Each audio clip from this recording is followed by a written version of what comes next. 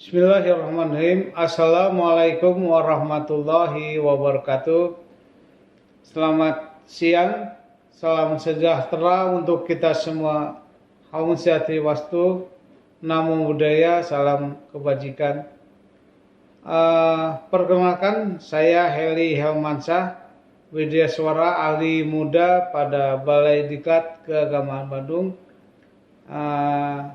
Yang juga pada kesempatan hari ini sebagai peserta workshop PKP PNBP Angkatan 2 tahun 2023 yang diselenggarakan oleh Lembaga Administrasi Negara.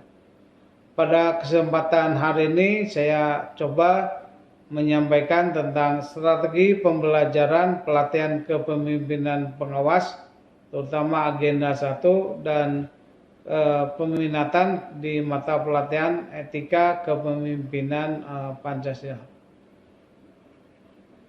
Baik, kita mulai. Pelatihan kepemimpinan pengawas, kompetensi yang ingin dibangun adalah karakter kepemimpinan yang melayani.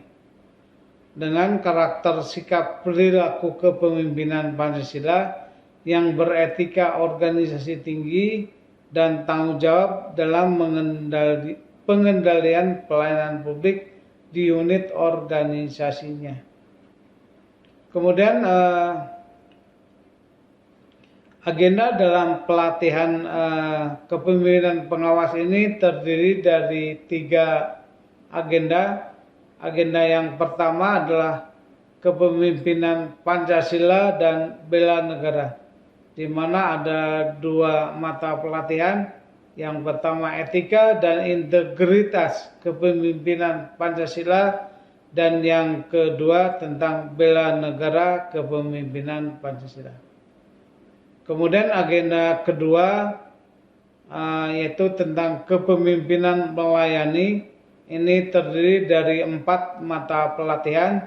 Mata pelatihan yang pertama tentang diagnosa organisasi, yang kedua berpikir kreatif dan inovatif, dan yang ketiga membangun tim efektif, yang keempat kepemimpinan dalam pelaksanaan pekerjaan pelayanan.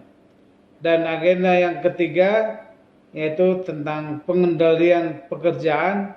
Ini terdiri dari 7 mata pelatihan, dimulai dari perencanaan kegiatan pelayanan publik sampai ke pengendalian pelaksanaan pekerjaan. Kemudian ada agenda aktualisasi kepemimpinan, yaitu tentang studi lapangan pelayanan publik, di mana peserta diajak untuk mengunjungi instansi baik pemerintah ataupun swasta yang bagus, yang memiliki best practice, sehingga nanti peserta bisa mengadopsi atau meniru dan memodifikasi dan bisa diterapkan di tempat tugasnya masing-masing. Kemudian ada aksi perubahan, yang mana ini dilakukan selama 60 hari pelatihan di tempat tugasnya masing-masing. Kemudian untuk waktu pelaksanaan PKP secara blended learning, ini terdiri dimulai dari pembelajaran mandiri. Ini sebanyak 66 jam pelajaran atau 11 hari pelatihan. Nah, kemudian selanjutnya masuk ke agenda e-learning, sinkronus dan asinkronus. Ini sebanyak 96 jam pelajaran atau 12 hari pelatihan. Selanjutnya masuk ke tahap pembangunan komitmen bersama. Ini dilakukan di tempat kerja atau tempat tugasnya peserta masing-masing, sebanyak 27 jam pelatihan atau 3 hari pelatihan. Tahap selanjutnya adalah pembelajaran klasikal tahap ke-1. Ini dilaksanakan di lembaga tempat pelatihan sebanyak 154 jam pelajaran atau 15 hari pelatihan. Dan ini pun dibagi dua, ada pembelajaran di kelas itu sebanyak 121 jam pelajaran atau 11 hari, dan studi lapangan 33 JP atau 4 hari. Tahapan selanjutnya adalah aktualisasi kepemimpinan pelayanan. Ini sebanyak 540 jam pelajaran atau 60 hari pelatihan. Peserta melaksanakan aktualisasi kepemimpinan di tempat tugasnya masing-masing. Peserta mengaktualisasikan kepemimpinan pelayanan sebanyak 60 hari pelatihan atau 540 jam pelajaran ini di tempat tugasnya masing-masing. Tahap selanjutnya adalah tahap klasikal, tahap 2, yang mana pembelajaran sebanyak 22 jam pelajaran atau 3 hari pelatihan. Strategi pembelajaran, saya akan coba menekankan satu saja di peminatan di materi etika dan integritas kepemimpinan Pancasila. Yang pertama, materi etika dan integritas kepemimpinan Pancasila ini mata pelatihan yang membekali para peserta dengan kemampuan memahami dan mengaktualisasikan moral dan etika jabatan dan etika pemerintahan serta nilai-nilai bela negara guna mengembangkan etika sikap dan perilaku dalam pengendalian pelayanan publik sebagai bagian dari upaya mewujudkan integritas kepemimpinan Pancasila. Materi pokoknya ini terdiri dari 6 materi pokok. Yang pertama tentang etika dan integritas kepemimpinan Pancasila. Materi yang kedua adalah bela negara dalam kisaran sejarah kemerdekaan. Materi yang ketiga adalah nilai-nilai dasar keteladanan bela negara serta refleksi amanah ASN dalam sejarah kemerdekaan.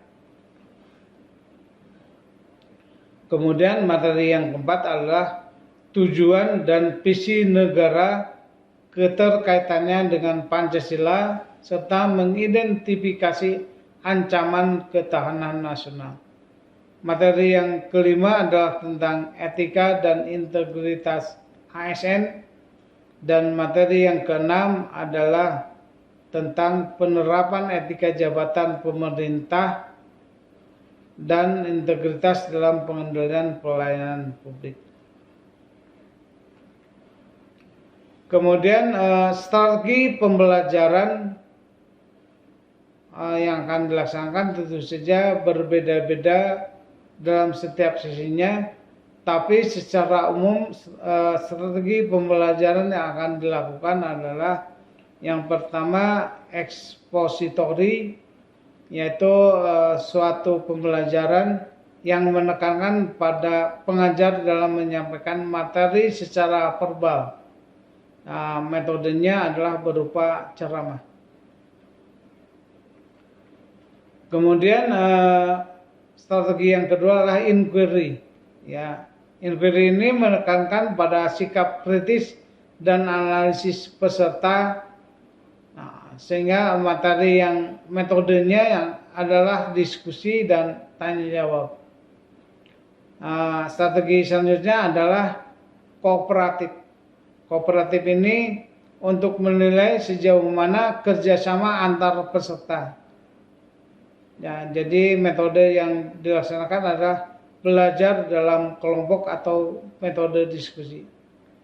Kemudian strategi kontekstual. Kontekstual ini mengaitkan materi yang disampaikan dengan kondisi yang ada di lapangan.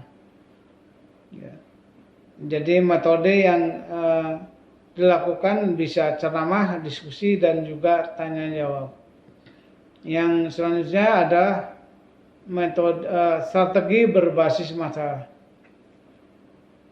Metode ini peserta mencari solusi dari permasalahan yang timbul di lapangan, dijadikan solusinya. Jadi yang metode yang dilakukan adalah diskusi. Mungkin itu saja yang bisa saya sampaikan. Terima kasih dan mohon maaf apabila dalam penyampaiannya terdapat beberapa kekurangan, terutama saat ini kondisi saya masih dalam tahap pemulihan dari sakit, yaitu terkena serangan stroke.